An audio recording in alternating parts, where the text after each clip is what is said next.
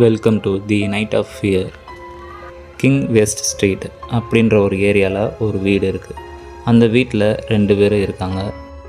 அந்த 2 பேரோட பேர் பார்த்திங்கன்னா அத்விக் ஒருத்தவரோட பேர், இன்னொருத்தவரோட பேர் இஷான். இவங்க 2 பேரும் பார்த்திங்கன்னா ஒரே ஆஃபீஸில் ஒர்க் பண்ணுறாங்க. அது மட்டும் இல்லை, ஒரே வீட்டில் தான் வாடகைக்கு இருக்காங்க. இவங்க 2 பேரும் எப்பயுமே ஒரே ஆஃபீஸில் ஒர்க் பண்ணுறதுனால ஒன்றா வீட்டுக்கு வருவாங்க. எங்கே போகணுன்னாலும் ஒன்றா தான் போவாங்க. இஷானுக்கு பார்த்திங்கன்னா லீவ் டேட் வந்துருச்சு. 1 மாதம் அவர் வீட்டுக்கு கிளம்புறதான நாள் வந்துருச்சு. அவர் தன்னோட நண்பன்கிட்ட சொல்லிட்டு ஊருக்கு கிளம்பிட்டார்.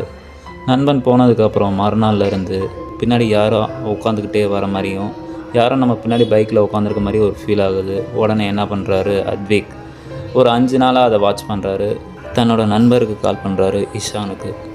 அப்போ அவங்க அம்மா ஃபோன் எடுக்கிறாங்க.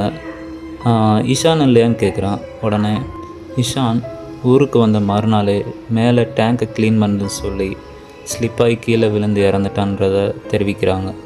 இதை கேட்ட அத்விக் அதிர்ச்சியில் உறைஞ்சி போய் நிற்கிறான்.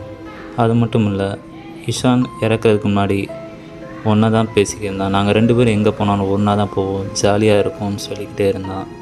இதை கேட்ட அத்விக் ரொம்ப அதிர்ச்சியாகி, அவன் போய் மறுநாள்லேருந்து இறந்துட்டானா, மறுநாளில் இருந்து நம்மளுக்கு இங்கே யாரோ பைக்கில் கூடவே வர மாதிரி அவனுக்கு தோணியிருக்கு. கிட்டத்தட்ட 5 நாளாகவும் பின்னாடி யாரோ வந்திருக்காங்கன்னு தோணியிருக்கு. தன்னுடைய நண்பன் ஆவியாக நம்ம கூட தான் இந்த பைக்கிலேயே சுற்றிக்கிருக்கான்றது தெரிஞ்சுக்கிட்ட அத்விக் அந்த வேலையும் அந்த வீட்டையும் காலி பண்ணிவிட்டு தன்னோட சொந்த ஊருக்கு திரும்பி போயிட்டார்.